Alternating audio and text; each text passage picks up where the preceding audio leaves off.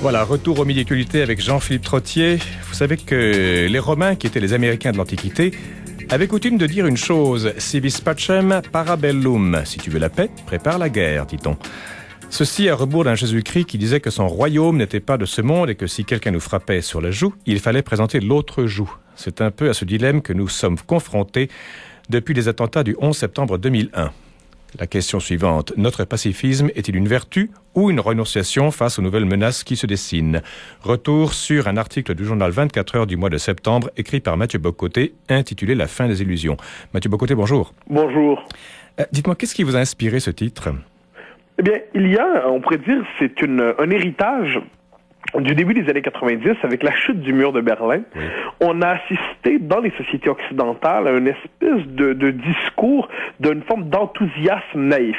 Oui. C'était d'un côté la fin de l'histoire et le dernier homme, c'était de Fukuyama, qui nous disait que les sociétés avaient en gros surmonté les grandes contradictions historiques qui les avaient amenés à s'affronter d'une manière ou de l'autre. Il y avait aussi des gens comme Pascal Bruckner, un esprit fort intéressant par ailleurs, qui nous parlait de mélancolie démocratique et qui nous disait que finalement, l'histoire venait de s'affaisser, que nous étions à jamais dans le domaine de la gestion. Et il y avait cette idée qu'il y aurait une pacification du monde par le commerce, par le droit, par l'éthique, par les médias. Autrement dit, depuis le début des années 90, il y avait ce sentiment que la guerre, le conflit entre les sociétés humaines ne serait plus qu'un phénomène périphérique, réservé à quelques régions, qu'elles soient balkaniques ou dans le Caucase ou ainsi de suite. Ils étaient sérieux? C'était véritablement cette espèce d'espoir du début des années 90 où on nous parle au nom de la mondialisation, du commerce, au nom du droit, de la gouvernance mondiale. On croyait en avoir fini d'une certaine manière avec la guerre comme participant à la condition humaine, comme déterminant anthropologique du rapport entre les sociétés humaines. Et ce qui arrive le 11 septembre 2001 d'une certaine manière, c'est que dans des sociétés qui croyaient s'être délivrées de cette question existentielle par excellence qui est celle de la guerre et de la paix, surgit à nouveau, dans sa forme la plus violente, dans sa forme anarchique, dans sa forme chaotique, la figure de la guerre. Ce n'est pas la guerre telle que nous l'avons connue historiquement depuis quelques siècles, c'est-à-dire balisée entre des armées qui se reconnaissent l'une l'autre par leur uniforme. Il ne faut pas oublier que les sociétés occidentales ont cherché pendant longtemps à civiliser la guerre. Le port de l'uniforme permettait de distinguer sur qui tirer ou sur qui ne pas tirer, de distinguer le civil du soldat. Alors que dans ce cas-là, après cette civilisation de la guerre qui a duré quelques siècles et que le 20e siècle a liquidé d'une certaine manière, la guerre surgit le 11 septembre 2001 sous sa forme la plus chaotique, c'est-à-dire d'une agression barbare au cœur de l'Empire américain. Et j'ajoute une chose, une guerre sous une nouvelle forme aussi, parce que ce n'est plus la guerre livrée par un État contre un autre, mais par une nébuleuse terroriste contre un État, contre une société. Et on se souvient, moi je me souviens que je revenais des États-Unis moi-même à titre personnel et je me souviens des amis, je les ai appelés par la suite, mais tout le monde était hébété. Personne, d'autres gens à l'extérieur comprenaient un peu plus, mais aux États-Unis, en Amérique du Nord en général, personne ne comprenait ce qui se passait. Oui, mais je me souviens très bien aussi, à chacun son 11 septembre, je me souviens très bien, c'est assez amusant, j'avais un cours, je faisais mon bac en philosophie à l'époque, et c'était la journée même un cours sur Kant, sur le traité de paix perpétuelle. Oui. Et nous entrons dans le cours, et là, manifestement, la paix perpétuelle n'était pas pour le 11 septembre. Non. Et j'avais ce sentiment assez spontané, parce que c'est des questions qui m'obsédaient depuis un certain moment, on venait d'avoir ici une révélation de l'échec de la philosophie politique occidentale depuis quelques années, sur la philosophie occidentale, politique occidentale, qui n'en avait que pour le droit, qui n'en avait que pour la justice, qui n'en avait que pour l'éthique, qui n'en avait que pour la démocratie. Elle avait évacué la question politique fondamentale, c'est-à-dire celle du surgissement possible d'une violence chaotique que nous cherchons à civiliser d'une manière ou de l'autre. Eh bien, la question que je me suis posée dans ce petit papier du 24 heures, mais que je ne cesse de me poser dans bien des écrits et dans bien des interventions, dans mes réflexions, c'est: la guerre ressurgit aujourd'hui, elle ressurgit dans son caractère inévitable, si je puis dire. Oui. Nous peinons à la conceptualiser correctement, nous peinons à l'envisager autrement que comme une pathologie, et nous avons oublié cette vieille vertu que vous avez évoquée tantôt, celle des Romains, c'est-à-dire si tu veux la paix, prépare la guerre. Nos sociétés qui croyaient avoir résolu leur conflit définitivement par l'empire du commerce, nos sociétés peuvent-elles redécouvrir aujourd'hui la vertu de ce qu'on appelait autrefois les vertus militaires? Non pas pour les admirer jusqu'à s'en confesser, mais reconnaître leur caractère indispensable pour évoluer dans le monde qui est le nôtre, qui n'est pas un monde simplement fait de joyeux individus se rencontrant pour commercer. J'aime bien ce que vous dites, Mathieu Bock-Côté. Mais une question à $1 million. Pourquoi cette naïveté occidentale? Je veux dire, pourquoi est-ce que les Occidentaux, à un certain niveau en tout cas, sont d'une naïveté crasse? Il faut voir, le 20e siècle nous a donné envie d'être naïfs d'une certaine manière. Après des boucheries insupportables de la Première Guerre, boucheries véritables, c'est-à-dire la Première Guerre était une guerre menée avec une philosophie d'antan et des moyens de demain. Oui. Et autrement dit, on envoyait des bataillons virtuellement dans la tranchée de l'ennemi, mais on avait inventé la mitrailleuse entre-temps pour être capable de faire tomber les hommes de la manière la pire d'entre elles, c'est-à-dire la mort anonyme. La Première Guerre mondiale nous révèle que la guerre n'a plus rien de la beauté tragique du soldat héroïque, mais finalement, ce n'est plus un homme qui meurt dans les perspectives les plus héroïques, c'est un homme avec une baïonnette au canon qui meurt dans un champ de boue et dont on peinera à retrouver l'identité des semaines plus tard quand le froid aura peut-être changé de 2 mètres. On se souvient de Verdun en 1916.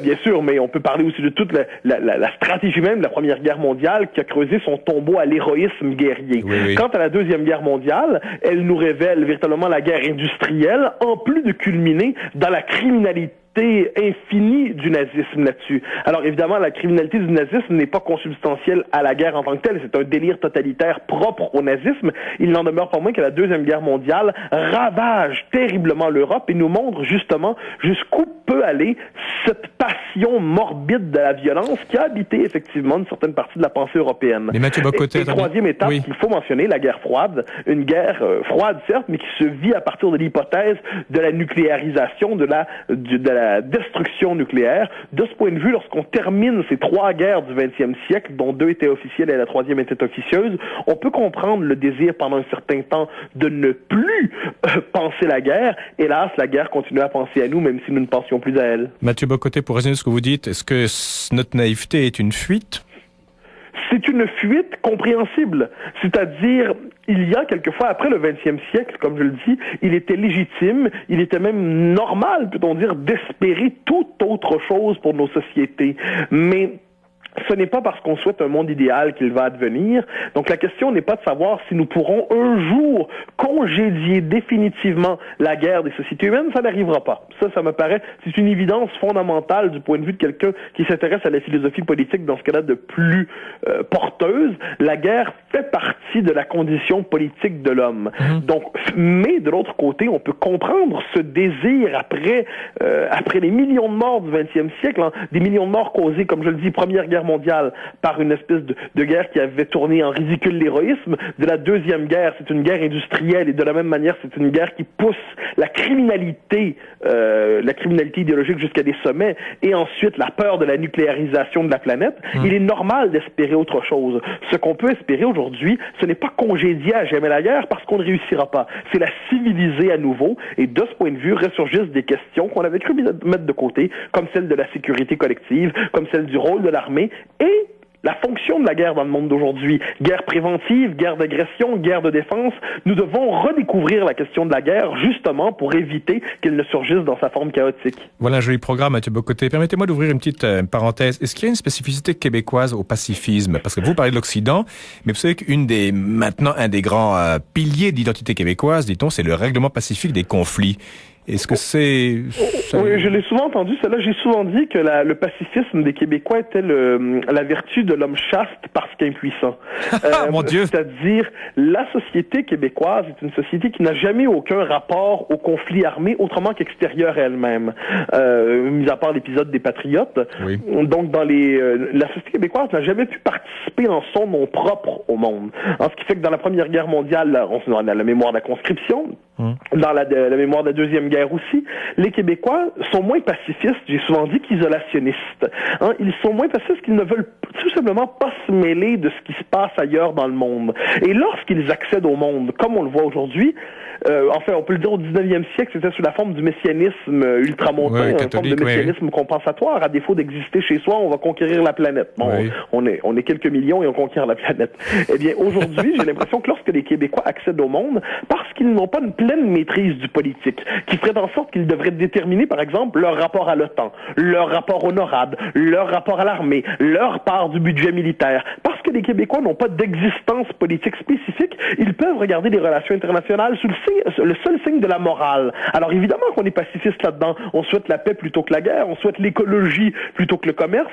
Les Québécois accèdent au monde à travers un biais éthique. Ils ont une vision dépolitisée des problèmes mondiaux. Donc, évidemment qu'ils ont la facilité du pacifisme parce qu'ils n'ont pas la responsabilité de la souveraineté. Mais j'ai souvent dit à mes amis souverainistes et pacifistes, les deux viennent souvent ensemble, oui. Dans un Québec souverain, nous aurons à nous poser par nous-mêmes la question de l'armée. Nous aurons à nous poser par nous-mêmes la question de la responsabilité militaire. Si nous voulons faire la preuve de la crédibilité du nouvel État, nous devrons nous aussi participer peut-être à des missions de paix et quelquefois des missions de paix plus musclées avec l'ONU ou avec l'OTAN ou ailleurs.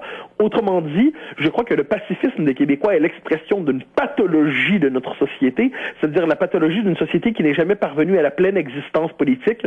Notre discours moralisateur n'est peut-être rien d'autre que l'expression d'un manque, d'une carence. Ça me fait penser, ce que vous dites, Mathieu Bock-Côté, vous avez des mots très durs, mais je vous contredirai pas là-dessus, mais ça fait penser à une fable de La Fontaine. On en avait parlé déjà il y a quelques mois, du renard et des raisins. Vous savez, le renard qui veut atteindre les raisins, mais qui sont trop hauts pour lui, et il s'en retourne, il se détourne de ça de façon très dédaigneuse en disant qu'ils sont trop verts, trop acides pour lui. J'ai l'impression que beaucoup de Québécois disent non, on est pacifiste, on se met au-dessus de la mêlée, justement parce qu'on n'arrive pas à rentrer dedans. Oui, c'est très juste. Je crois que là-dessus, justement, c'est vous mettez le doigt sur le bobo, comme on dit, du pacifisme québécois. C'est-à-dire, ce n'est pas un pacifisme réfléchi. Le pacifisme d'une nation qui aurait justement, on pourrait parler presque du pacifisme des Allemands d'après 45, ou encore du pacifisme même d'une partie des intellectuels français des années 20, des années 30, qui disaient après la boucherie infinie de la Première Guerre mondiale, oui. Il y avait une légitimité, peut-on dire, intellectuelle, bien qu'il y avait une faute morale, sachant ce qui s'en venait au pacifisme. Aujourd'hui, le pacifisme des Québécois est sur un autre registre, c'est que c'est notre seule manière d'accéder au monde. Je dirais c'est le signe d'une nation qui n'a jamais fait l'exercice de sa souveraineté. Parce qu'encore une fois, je l'ai dit, la souveraineté, c'est quelque chose, c'est un exercice souvent désagréable. C'est-à-dire, vous devez faire des choix sur des questions sur lesquels vous ne vouliez pas nécessairement vous prononcer. Eh bien, on peut voir que là-dessus, les Québécois, aujourd'hui, je crois que c'est une des carences même du mouvement souverainiste, sa capacité à penser les relations internationales. Écoutez les souverainistes, ils vont toujours nous dire le Québec aura un rôle dans le monde, il pourrait résoudre de manière pacifique je me souviens de ça, oui. On connaît ce discours dans les faits, bien avant de résoudre les conflits mondiaux. De manière pacifique et gentille, le Québec devrait faire la preuve qu'il a la capacité d'exercer la responsabilité de son territoire, d'exercer un contrôle sur son territoire, de défendre ses territoires. Bon, on peut voir toutes ces questions-là. Autrement dit, il y a dans le rapport même à la question militaire, dans cette question militaire, il y a toute une pathologie de la culture québécoise qu'on peut explorer. Mathieu Bock-Côté, il nous reste 2 minutes malheureusement, mais il y a quelque chose qui me chicote dans ce que vous avez écrit dans votre article, qui est fondamental. La paix est moins une affaire de morale que de politique. Morale et politique, je sais qu'on s'accroche souvent là-dessus, vous et moi, dans nos chroniques. Mm-hmm. Pour moi, je vois la paix vraiment comme... ou même la politique doit être fondée dans la morale.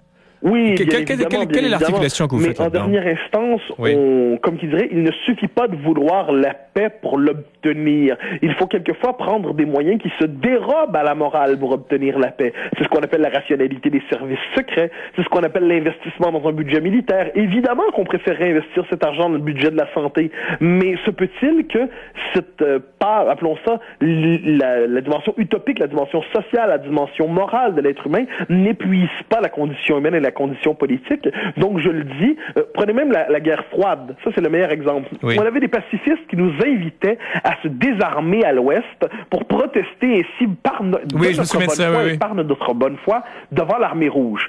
Il fallait se désarmer, puis on donnerait l'exemple aux Soviétiques que nous voulions la paix devant eux.